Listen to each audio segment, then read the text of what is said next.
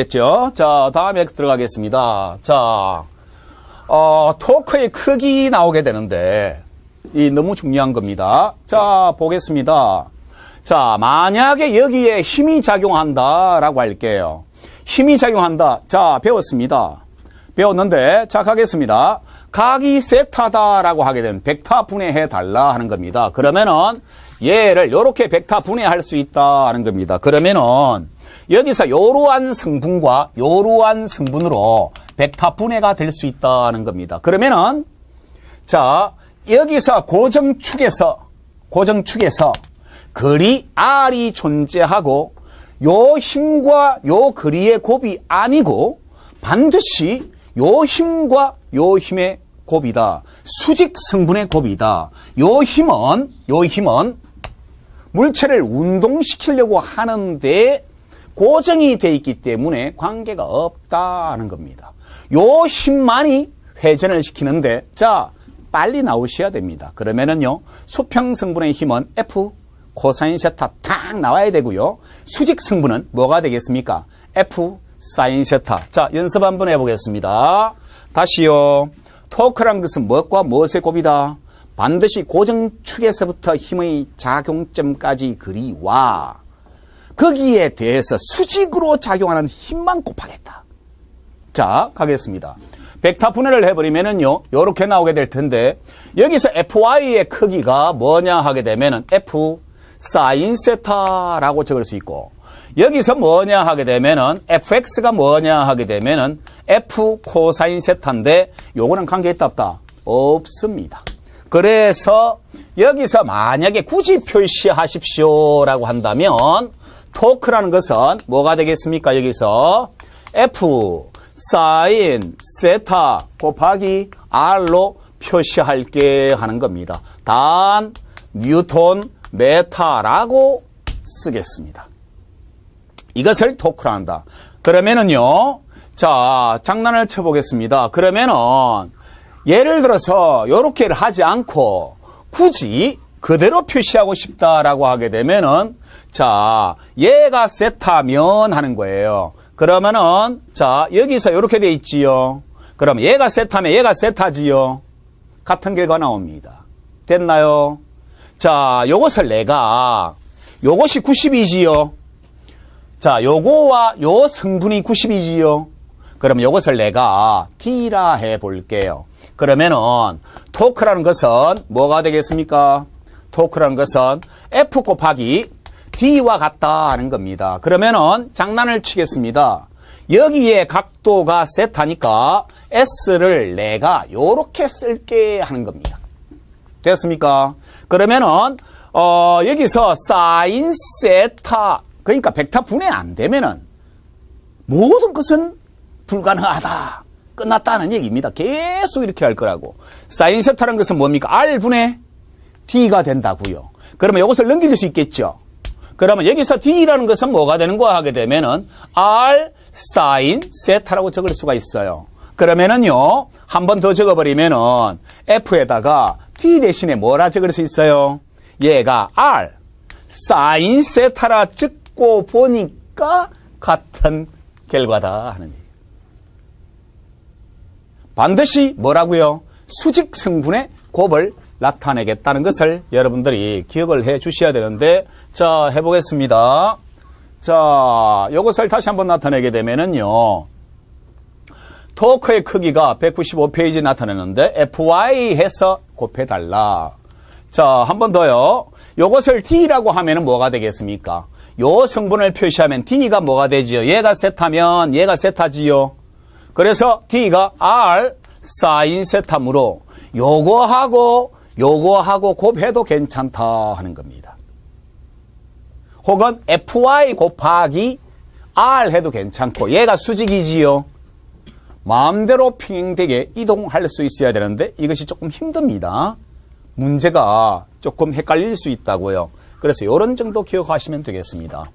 자, 한 번 더 해볼게요. 토크의 정의 보십시오.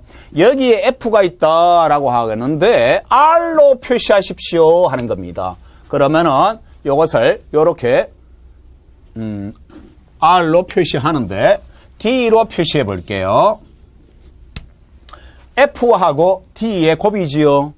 만약에 FD라 적어도 괜찮지요. 고로 R로 표시하십시오 하게 되면은 여기에 각도 세타, 여기에 각도 세타여서 그러면 여기에 각도를 둘 수도 있지요. 코사인이 될 수 있지요. 그러면 아니 여기에 각도를 주면 그러니까 사인 코사인을 외우지 말라고요. 각도에 의해서 마음대로 바뀔 수 있다고 공식이. 그래서 요거하고 요것이 수직이다 하는 겁니다. 그러니까 수직곱 FD라 적을 수 있다 하는 거예요. 한 번 더 할게요. 다시 복습. 이번에는 세타에 의해서 벡터 분해해버리면은 FY, FX 있는데 요건 관계없고 그러면 FY 곱하기 뭐로 표시할 수 있어요? R로 나타낼 수 있다 하는 겁니다. 할 수 있겠어요? 요런 정도. 자, 그러면은요, 토크가 요렇게 표시됐는데, 자, 반드시 여러분들이 암기하셔야 되는데, 자, 195페이지 돌림임, 타워라는 것은, 토크라는 것은 F 사인 파이 R로 돼 있지요. 거기다가 별표. 자, 별표 치시고, 그 다음에 FD도 적으시고요. FD도 적으시고, 옆에다가 FD도 적으시고요.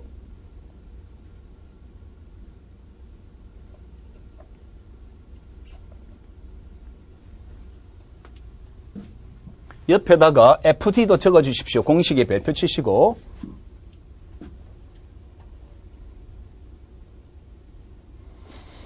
자, 다시 한 번 더 해보겠습니다. 자, 토크의 방향 해보겠습니다. 자, 잘 보셔야 되는데, 자, 만약에 힘을 요렇게 작용했습니다. 단 축은 여기에, 축은 고정되어 있습니다. 그러면은 요것은 회전합니까? 안 합니까? 안 합니다. 토크의 방향은 없다 하는 겁니다. 자, 그 다음에 요것을 요렇게 해버렸다라고 하게 되면 마찬가지로 회전을 할까 안 할까요? 내가 핸들을 옆으로 민다고 얘가 고정축이 있으니까 이동합니까? 안 합니까? 안 하고 회전합니까? 안 합니까? 안 하더라. 토크의 방향은 없다. 다음 잘 보십시오. 만약에 요렇게 해버리면 빨리 벡터 분해 들어가야 된다고. 요렇게 벡터 분해가 되지요.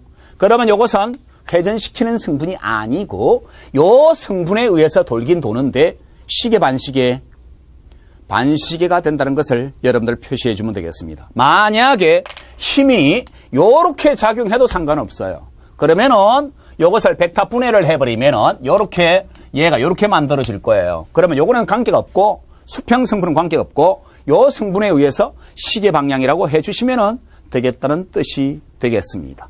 또 해볼게요. 만약에 이 상태에서 요것을 요렇게 힘을 가했다. 마찬가지로 벡터 분해를 해주면 되겠습니다. 요렇게 분해했을 때 요 성분은 관계가 없고 요 성분에 의해서 시계 방향으로 돌아가더라는 것을 판별해내면 되겠는데, 자, 이것은 출제위원들이 마음대로 정하는 겁니다.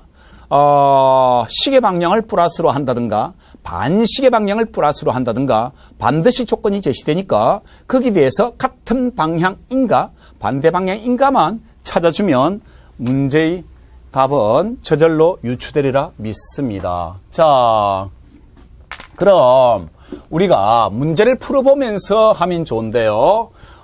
페이지 195페이지에 문제가 나오게 되는데 여기서 돌림임을 계산해보자. 이제 숫자로 나타내보자 하는 겁니다. 연습입니다. 자, 주목. 토크라는 것은 뭐냐 하게 되면 뭐가 되겠습니까? FD인데 가만히 보니까 너무 쉬워요. 수직이지요.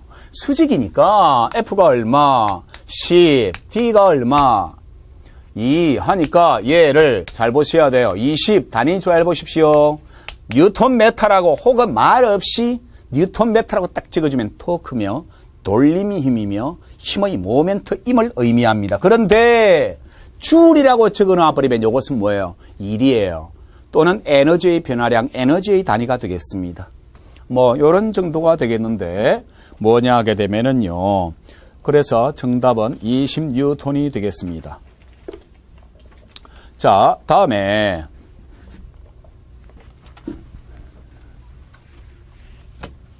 자, 물체의 평형이 나오게 되는데 196페이지가 되겠습니다.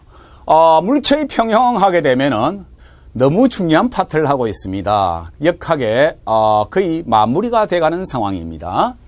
물체의 평형하면은 토크의 크기가 같고, 다음 토크의 방향이 반대가 되면 이 물체는 평형이 된다는 겁니다. 알겠습니까? 만약에 정지한 물체는 계속 정지고요, 운동 중인 것은 등속 원운동을 한다는 것을 나중에 설명하게 될 텐데, 자, 평형하게 되면은 기억나실지 모르겠지만 힘의 평형이 있었습니다.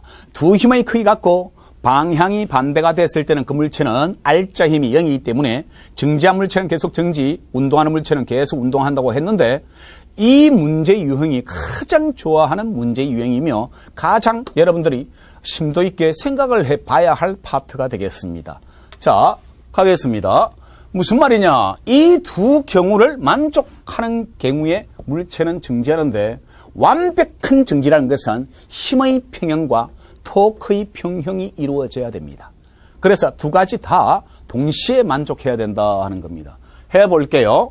맨 먼저 중력장에서 물체의 정지하는 겁니다. 자, 그러면은요, 자, 요것을 중심으로 표시해 보겠습니다. 시계 방향을, 아니, 반시계 방향을 플러스로 정할게요. 그러면 여기서는 요 축을 중심으로 시계다, 반시계다. 반시계로 돌아가겠지요. 시계 방향으로 돌아가겠지요. 그럼 요것은 마이너스다 하는 겁니다. 그래서 토크를 표시해 보면 맨 처음에 토크를 표시해 볼게요. 토크는 하게 되면은 얘가 정지해 있다라고 했지요. 토크 총합이 얼마라고? 0이다 하는 겁니다. 그러면은요, 요것을 토크 1이고 얘를 토크 2다 할게요. 그러면 어떻게 되는 거 하게 되면은 토크 1 플러스 뭐가 되겠습니까? 토크 2의 총합이 얼마라고요? 0이다 하는 겁니다. 이해되시겠어요? 자, 그러면 요 상황에서 볼게요. 그러면은 쉽게 말해서, 아니, 먼저 보여주려고요. 그러면 토크 1은 요것을 넘겨버리면은 마이너스 토크 2가 되겠지요. 그럼 무슨 말이에요? 토크 1과 토크 2의 크기는 같고 방향이 반대가 돼줘야 된다 하는 얘기예요. 이해되겠습니까? 자, 그래서 요것이 토크에 대해서 먼저 약속을 했는데, 요것을 엄밀히 회전 상태의 토크를 표시를 해버리면은, 자, 적어 보겠습니다. 어떻게 되는 거 하게 되면은요, F1, D1, 얘가 플러스, 방향이 반대이기 때문에 마이너스 F2, D2다 하는 얘기예요. 얘의 총합이 얼마라고요? 0이다는 뜻이에요. 요렇게 표시해도 좋고 요렇게 표시해도 좋다 하는 겁니다. 요것은 아예 방향을 포함시켰지요. 이해되시겠습니까? 자, 그러면 요 상황이고, 자, 근데도 이 물체가 중력장에서 안 움직인다라고 가정한다면 지금 이 막대의 질량은 무시된 상태예요. 그러면은 힘의 크기 갖고 방향 반대인 평행 조건에 의해서 뭐가 되는 거? 이렇게 된다고요. 그러면 두 번째 하게 되면은요, 어떻게 되는 거 하게 되면은 두 번째 힘의 평형에 의해 가지고 하는 겁니다. 그러면 어떤 관계가 성립하겠습니까? 얘가 만약에 굳이 적는다면 F0 플러스 F1 마이너스 F2라 해도 괜찮다. 요 총합이 얼마라고요? 0이라 놔도 괜찮다 하는 겁니다. 알겠습니까? 자, 무슨 말이냐? 아랫방향이 F1과 F2가 있지요. 윗방향으로 F0가 존재하지요. 그러면은 이 F0와 이것을 넘겼을 때의 총합이 크기 갖고 방향 반대다 하는 겁니다.